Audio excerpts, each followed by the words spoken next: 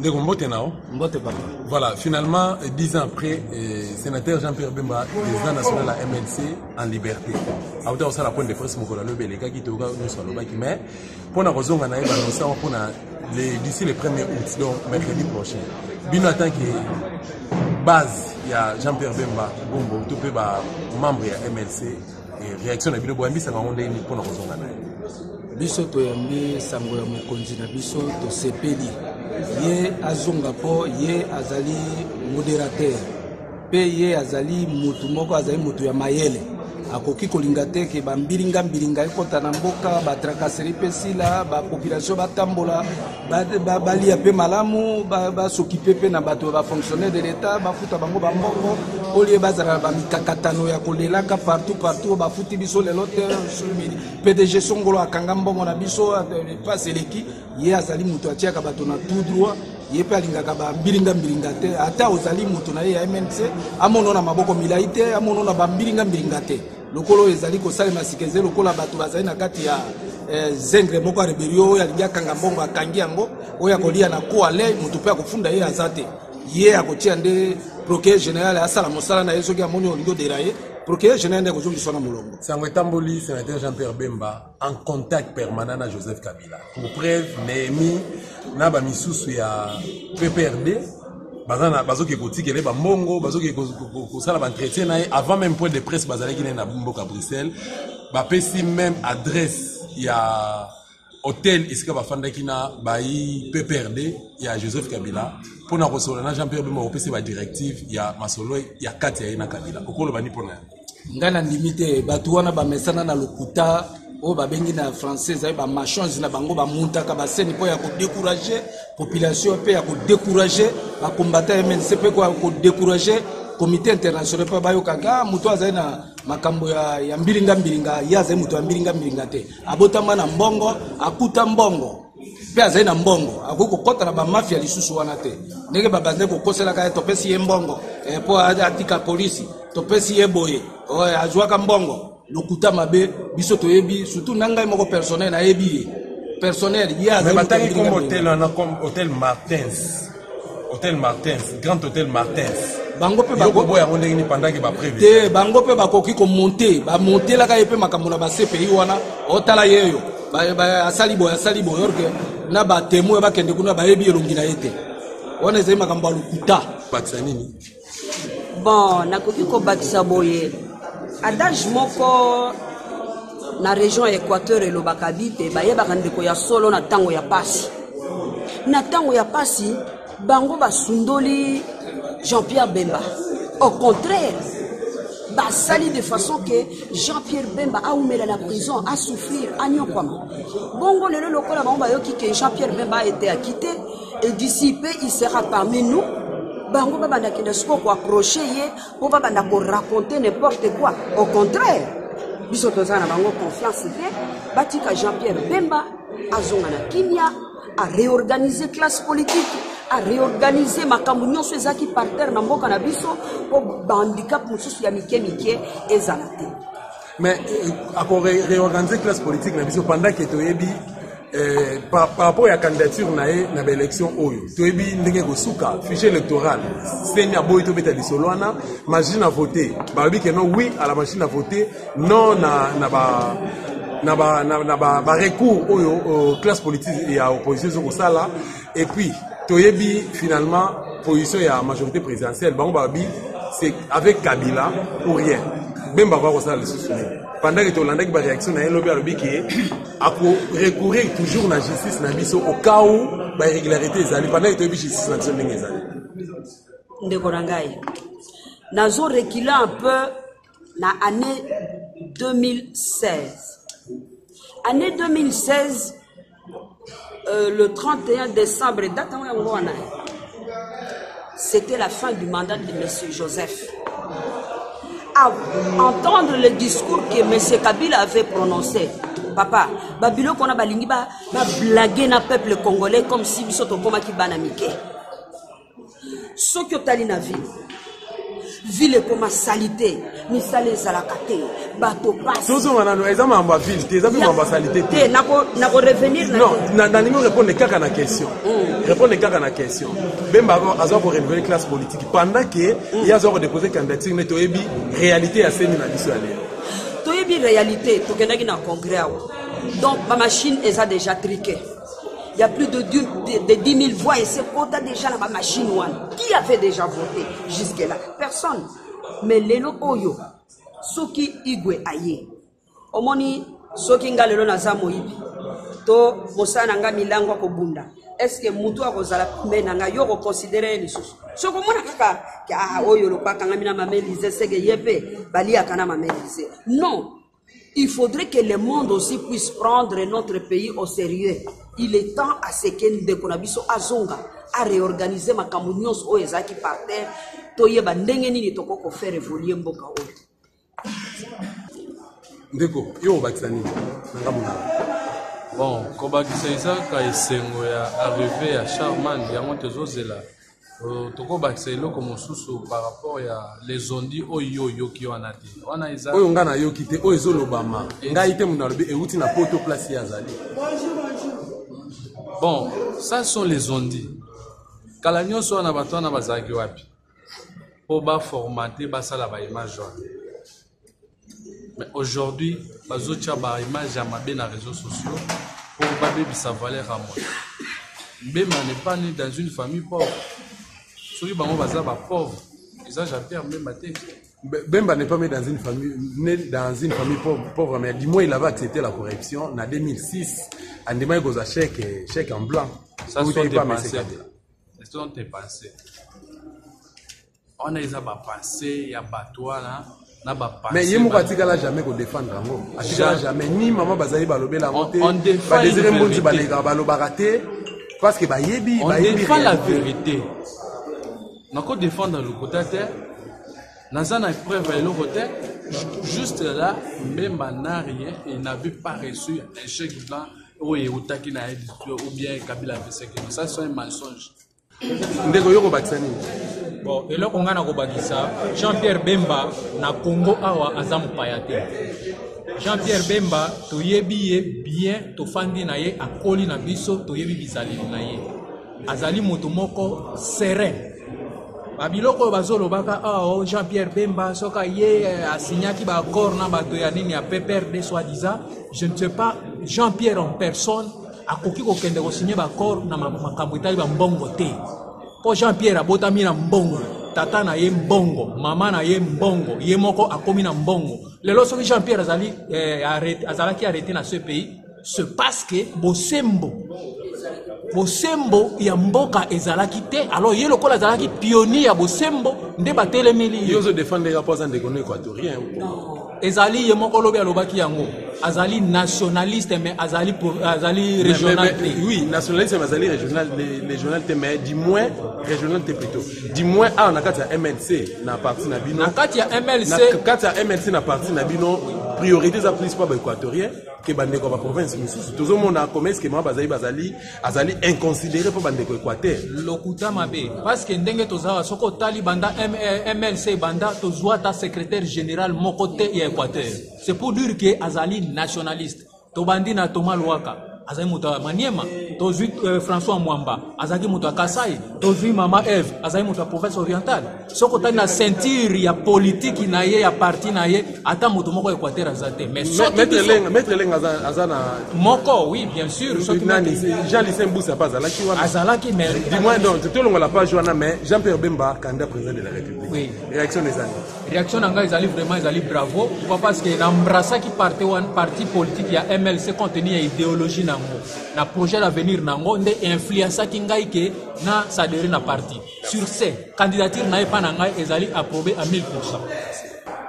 Maman Bemba zozonga finalement 10 ans après azonga na mboka bakoko naye. Réaction des années. Bemba Jean-Pierre Bemba za mwana Congo.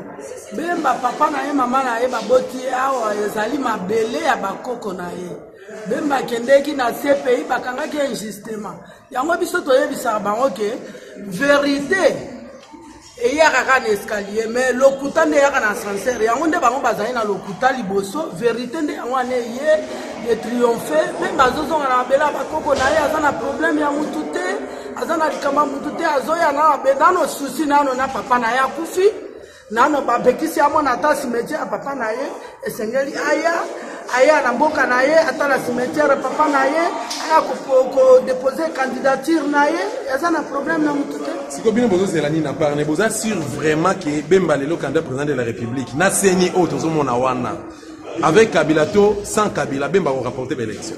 Mais Bemba ezala te nde apporter l'élection te ndenge ezali wana bango nde balongola machine à voler na bango po machine à voler na bango toyebi ke eza na batie babiloko na bango wana ezali kaka kombo ya mutu moko so vote songolo ekei kaka na kombo apakala balongola soki bayebi ke baza makasi balongola tokende na bulletin bamona makasi ya Bemba po Bemba aza mpona Kongo mobimba Bemba azaka mpona Kinshasa te aza mpona Kongo mobimba aza mpona Kongo mobimba makambo na bango wana bilobaloba wana baloba Bemba ndenge azali wana mwana papa Jano Bemba aza fils de milliardaire congolais aza na mbongo ebele mpe Bemba wana ndimai ke atika bozwi akota na zamba mpona kodefendre Congo nzambe wana bakongola za juste yango nde adefendre ye mais toyebi ke tokozwa soki basali tricherie na bango bamachine ya vole na bango. Merci. Papa Jean-Pierre Bemba candidat président de la République malgré aza correctible na nyonso tozoyoka information sûre et juste yo en tant que citoyen congolais tout peut membre ya MLC okoloba nini. Papa mokambi na sepeli mingi na mokili na yo kasi eloko ngai na ye koyebisa yo elingi koloba boye Jean-Pierre Bemba azali mwana ya mboka soki apostile azali na mboka na ye azali na droit ya kopostile na mboka na ye azali mopaya te oyo nyonso mituna otuni biyano nyonso bayanoli yo alingi kobatya kaka ke Jean-Pierre Bemba makambo nyonso bazali koloba wana ezali ya lokuta mais na RTNC avec Lushima azolakisa babibembe oyo bacimetière ya bato Jean-Pierre Bemba bomba na Kisangani wana mpenza kaka lokuta bibembe Jean-Pierre Bemba bomba na Kisangani Lushima azolakisa immeuble ya Western Union aya bien que sika igota nzamba akufelaki Jean-Pierre Bemba toujours Jean-Pierre Bemba bino bozo la veille pendant que boyebi réalité boyebi brutalité na bavantir à Bemba papa na kanishi Bemba azali mo ya mayele ya kusakana te tokike la kokose la Bemba makambo ele kaka wana Maréchal Mobutu na tika bibembe kufi na l'époque ya Mobutu bakena CPI bakamati ba image wana batie babitala oyo Jean-Pierre Bemba azali kongoma or que zalaki makambo ele kaka na tika na l'époque ya Maréchal Mobutu Jean-Pierre Bemba zalaki mais mbongo oyo tikozo kuna Kabila tindele mbongo po Kabila ndawa financer mbongo du jour au jour azo financer mbongo pona kimia na yeza na CPI Kabila ofutele mbongo pona avocat na ye ainsi de suite donc nous sommes besoin de défendre on est allé lokuta Bemba ko mbongo ya Kabila soki tete on est allé lokuta et lokuta papa na soki si wana tena Baïmoto Jean-Pierre Bemba finalement va passer date le 1er août donc mercredi prochain azozonga na kati ya mboka ekolo Congo démocratique en tant que maman congolaise pe membre ya MLC réaction des alliés papa 10 ans président national et à de libération du Congo 10 ans tomoni était à katani na parti na yo ezaki vraiment que motazalaki na objectif na bien déterminé pour na ko bongola to pe ko changer makambo ya mabe o ezaki na mboka oyo mais azate à katani na parti na pendant 10 ans bongo tango ba annoncer biso que lelo yaza akité bipai bakangaki ye pamba sali lelo côté pe balobi esili ba akité ye alors ko zonga na ye na Congo bongo sikoyo ko loba na ye bisayo ko moni yango ndenge nini papa ezali pona biso ba congolais ezali esengo monene surtout biso ba mama et puis ngandenge nazo yebisa bino lokola naza membre cofondateur donc naza na kata collège des fondateurs ya parti wana mouvement de libération du Congo nazo sepela makasi nazo yebisa président na biso que vraiment azo ya malamu ba koyamba ye ba congolais nyonso basi mibali bandeko nyonso baza na kata Congo tozo zela ye maboko kulele parce que toyebi que avec yende Congo ezali na émerger bien. Merci beaucoup maman. Na mokuse obatsani. Na bokuse papa na kobakisa moyo. Oyebi motolokola papa Jean-Pierre Bemba Gombo tolelaki mingi. Na 10 ans ya sali na kati ya prison. Tolobi ke vérité eyaka na escalier mais mensonge nde eyaka na ascenseur. Lelo vérité éclaté papa. Ndenge toza koloba boye. Ngana za mama congolaise, naza mama ya MLC. Jean-Pierre Bemba Gomba za pona MLC, te aza pona Congo mobimba. Toza na kosa na ye, tofungoli maboko, toza koyamba ye, toyebike kokoma ye na kati na mabele oyo oya bakoko na ye, makambo ebele eza ko changer. Lokola biso esengese etondisami kati na biso mboka ya Congo ti bakoko na biso esengese ekoti changement eza kokota ngonga ya Nzambe si ebeti. Tokumisi Nzambe na makambo so ka sali pona papa Jean-Pierre Bemba Gombo totombeli ye Voilà. Madame. Oui, voilà, finalement, 10 ans après, Jean-Pierre Bemba en liberté, le Bassaki point de presse à Bruxelles, mais annoncé retour les premiers août. Réaction des années. Bon, c'est tout à fait normal. La réaction d'un reflet Zara et Sengo. Jean-Pierre Bemba, Aza Congolais. Azali papa ou Ertika Kibana.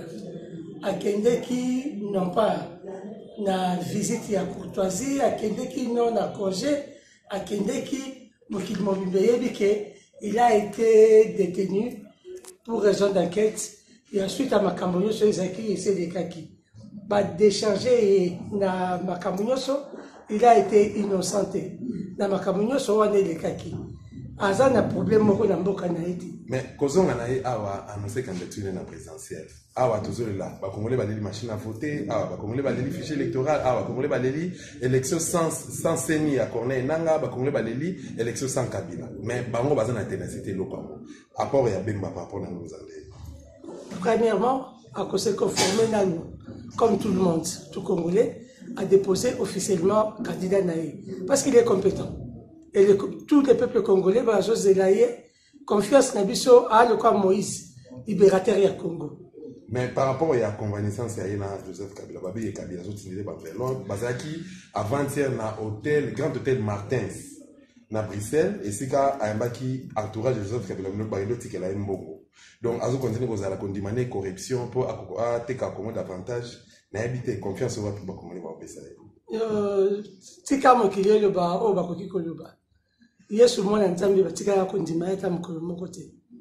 Bemba aza moto nzala te biso soto ebiango na monite milioni nyo ya zangi to o papa na ya tikela ete o Kabila kopesa elelo. Na kadisa moi genèse histoire nyo sa kovanda ne 10 ans. Kabila pas responsable quelque part na makambo wana moto nyo so ebiango. Si comme bongo ya kwa kopesa elero ya za hors mandat. Pour asa na ngoni. Pour mandat nécessaire qui en 2016. 2017 ezali na oka prolongation ba koyoka na kosa nyoso be ba yoka na to keseniko à respecter le comme côté. Bemba n'est pas naïf. Il n'est pas aussi si bête que la population. Ces gens qui disent, qui prétendent le dire, bazo croire yango. Il est responsable, il est un vrai père de la nation. Et il vient pour libérer ce Congo.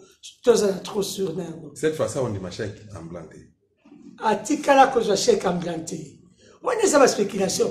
Tu sais, en droit, il n'y a jamais eu témoignage sans preuve. Moi, il y a un témoignage, il y a preuve, il y a chèque, on est anan. On est à la spéculation, biloba. Ça va moni ba komi de hali kwa liboba moto comme tambola ba ngo baze ba ko approcher ete batika biloba Botuna Yasuka. Est-ce que l'élection face à Dauphin Joseph Kabila na Bemba, êtes-vous sûr que Bemba a pour rapporter? To yebi makambu ya Dauphin te le président sali discours na ye yo ke sika président ki biso Dauphin to ka hikala ka ma passion ana passion Congo ne phrase on a arrêté daki yango na. À part ça, à le but de Dauphin, comment tu dis que le but, ça moto du Cambo et moi, je me Merci beaucoup.